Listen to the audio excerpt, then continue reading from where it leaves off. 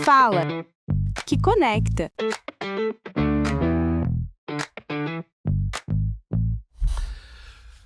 Fala que conecta, Jonathan. Manique Barreto, bom dia, João. tudo bem? Tudo certo. Tem E aí? uma coisa estranha acontecendo, né? A gente fala bastante de futuro, de tendência. Semana passada a gente falou um pouquinho sobre a SXSW, que é o principal termômetro.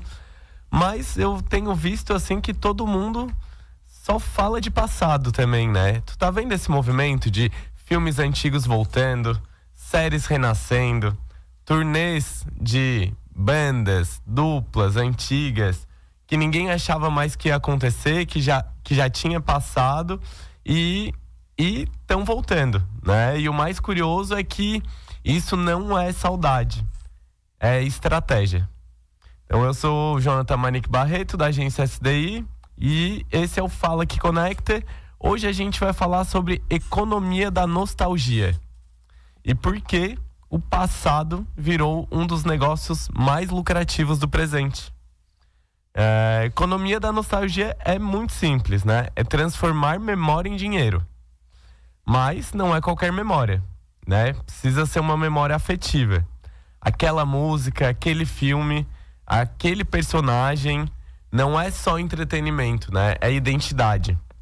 Então aqui entra um ponto estratégico, que a nostalgia, ela reduz muito o risco, né? Porque quando a gente revive algo que já foi muito amado, ele não está começando do zero, né? Ele já começa com uma audiência predisposta a consumir aquele conteúdo, com uma conexão emocional mais forte e com lembrança de marca. Ou seja, né, é uma estratégia de marketing que parece ter diversas vantagens competitivas.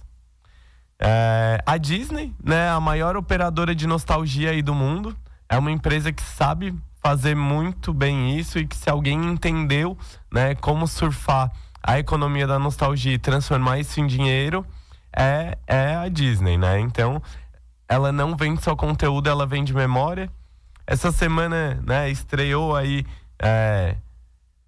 depois de já alguns outros bons exemplos que eu vou contar aqui para vocês também, um especial da Hannah Montana, né, que é a Miley Cyrus, né, que completa 20 anos aí de que começou a estreia e continua sendo uma máquina de audiência, né? Na época, ela foi um fenômeno, chegou a ultrapassar 5 milhões de espectadores por episódio nos Estados Unidos, o que é um absurdo para um programa infantil, né, que era direcionado para um público infantil. E não parou por aí, né? Na época, a franquia gerou 3 turnês mundiais esgotadas, bilhões de produtos licenciados e uma das maiores transições, transformando, né, uma atriz mirim numa artista pop, né, com a carreira da Miley Cyrus. E agora, né, esse ano a Disney reativa isso, né, com nostalgia, com catálogo, com streaming e, claro, monetiza isso muito bem novamente. A Disney vem, né, trabalhando essa dinâmica. A gente recentemente teve aí, né, um revival do Sexta-feira Muito Louca, que também foi um filme aí que a galera aí que é mais ou menos da minha faixa etária, acho que tem uma memória afetiva muito grande, né? Então a Disney, ela não tá fazendo reboot, remake, ela tá dando continuidade, né, para processos que foram extremamente amplificados, né, que ganharam uma repercussão muito grande, e ela tá trazendo então essa dinâmica. A gente tem ainda um terceiro exemplo, né, da Disney, que é o Camp Rock, aí, que é mais ou menos da mesma época, né, da Hannah Montana, que tá voltando pro radar, né? Então vai lançar aí também uma outra dinâmica. E não é só a Disney que tá fazendo isso, né? A gente tem uma tendência global aí. Então a gente viu Crepúsculo voltando para os cinemas aqui no Brasil, né? A gente tem outras franquias como Pokémon, por exemplo, que depois de muitos anos, né, lançou o Pokémon GO, que também foi... A gente poderia fazer uma fala só disso, né? Que foi uma baita de uma estratégia que eles fizeram de mapeamento e uso de dados através desse aplicativo, né? Harry Potter tá voltando também, agora com série, né? Então foi uma franquia muito forte aí, com os livros, depois os filmes. E agora, muitos anos depois, tá voltando com a série, né, na HBO. Friends também, que é um seriado aí extremamente, né, amado pelas pessoas. Recentemente fez um especial aí de Friends, a reunião, né, que é para reunir os personagens todos anos depois e falar um pouquinho disso. E a gente vê vários outros exemplos, né? Agora a gente vai ter também o lançamento em abril da Diabo Veste Prada 2, que foi um filme também, né, que foi amplamente divulgado, um sucesso absoluto, muito amado por vários públicos. E histórias que provam, né, que já funcionam, que trazem um público com eles, mas da forma como é apresentada hoje, eles conseguem ainda amplificar e captar um novo público a partir dessa estratégia. E aqui no Brasil, né, a gente teve talvez o exemplo mais icônico, né, que foi a turnê do Sandy Júnior, A Nossa História, né, que rodou aí uns anos atrás, que a turnê faturou 120 milhões. Foi a turnê de maior faturamento, né, do ano do Brasil, comparado com todos os artistas e com todos os ingressos esgotados.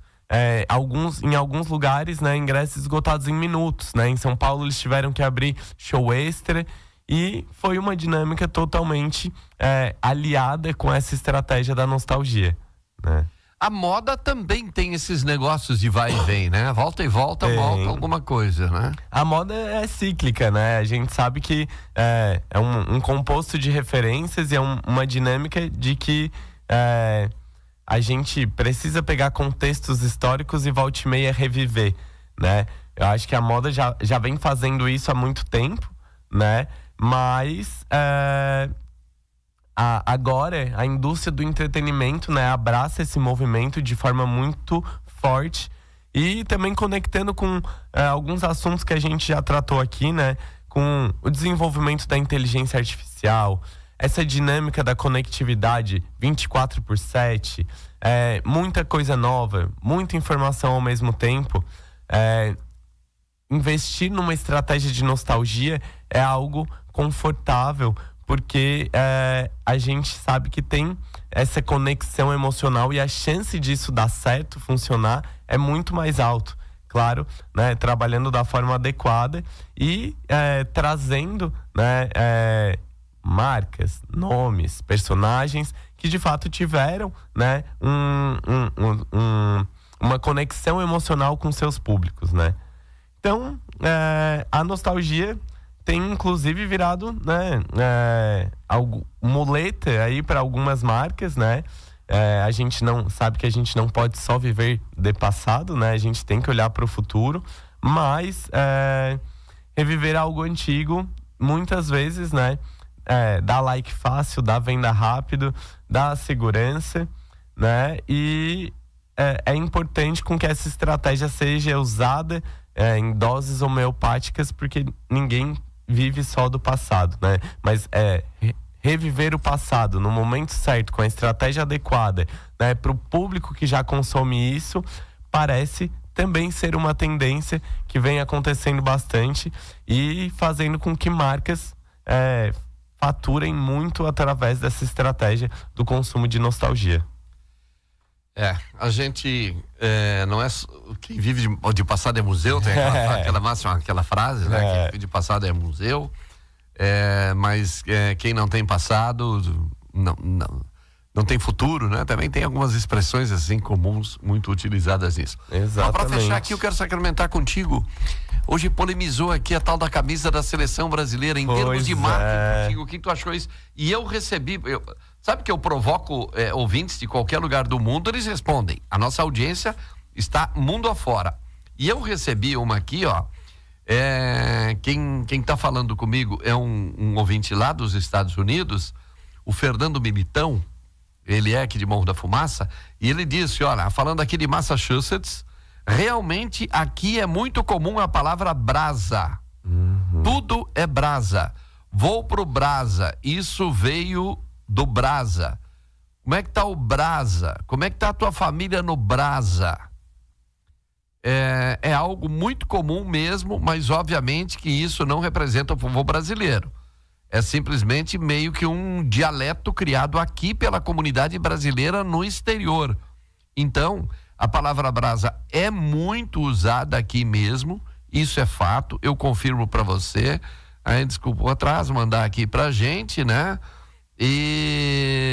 Então, veja que essa menina aí tá levando pedrada de tudo quanto é tipo. Sim, ela tá. Apanhou hoje pela manhã uma barbaridade aqui. Ela é uma brasileira que tá nos Estados Unidos trabalhando na Nike e utilizou o seguinte lá. Ela usou o que ela fala com os brasileiros. Sim. Os brasileiros lá falam brasa. E a gente não sabe disso aqui. Sim. E a Copa do Mundo é nos Estados Unidos. Exatamente. E aí, meu irmão? Eu acho que assim, Condenar e criticar o brasa nesse momento. Não pode, Daqui né? a pouco a menina tá à nossa frente e nós estamos vivendo sem enxergar além do Iapoque. Eu acho que é um movimento, né? A gente até conversou um pouquinho aqui antes de entrar ao vivo. Foi ousado. Isso a gente não pode discutir, né? Acho que foi ousado e deu repercussão. Tá todo mundo falando sobre isso.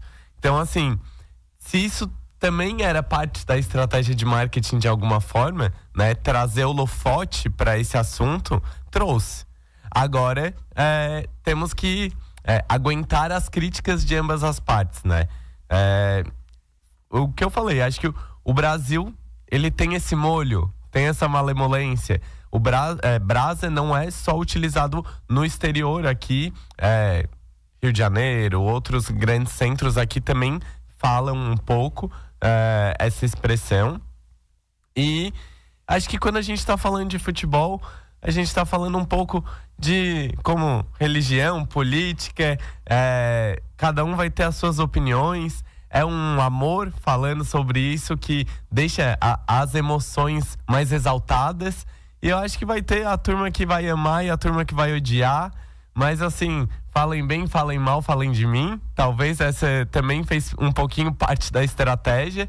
E, sem dúvida, é uma proposta de rejuvenescimento, né? Também acho que de pegar um público mais novo, que talvez não seja tão conectado com o futebol como as gerações mais antigas, e trazer ele para perto. Mas, particularmente, assim, e daí é uma opinião bem minha, eu acho que a Adidas vem dando um banho na Nike em relação ao design dos uniformes que eles têm feito, né? Então, a gente sabe, respeita a Nike, né? Toda a história e o processo, mas o que eu acompanho aí nos últimos anos, na minha humilde opinião, né? Os uniformes da Adidas vêm dando um banho nos da Nike. Só para fechar, hoje eu abri o programa, eu falo normalmente, não é um editorial, é um comentário meu no início do programa, e ele estava ligado, está conectado com essas polêmicas. Aí eu falei que o nosso papel da mídia, especialmente aqui, ele reage como eco da reação da sociedade. E aí tem muita crítica, a gente faz crítica pro prefeito, faz crítica pro gerente tal, faz crítica pro esporte, eu não falo do esporte aqui, mas muito crítica, por exemplo, o presidente do Criciúma, o dirigente do Criciúma, o técnico do Criciúma, o maqueiro do Criciúma, o jogador do Criciúma. Agora eu tô acompanhando de perto. Eles são criticados e aí eles reagem, não, é marcação comigo. Aí o prefeito reage aqui, aí o deputado aqui, blá, blá, blá. E eu fiz um comentário hoje pela manhã, e a raiz do meu comentário estava nessa questão da camisa. Mais tarde eu introduzi no programa o assunto. Perfeito. Mas a raiz, por que eu pensei nisso? Eu pensei na questão da camisa da Nike. A crítica da Nike. Ou seja, aqui sai o comentário da massa. Fiz uma conexão com o episódio que aconteceu ontem. Uma criança morreu aqui, estão criticando o órgão de trânsito. Hoje nem tratei de um assunto outro polêmico também, que são os agentes de trânsito que vivem levando pau, vivem apanhando, tá?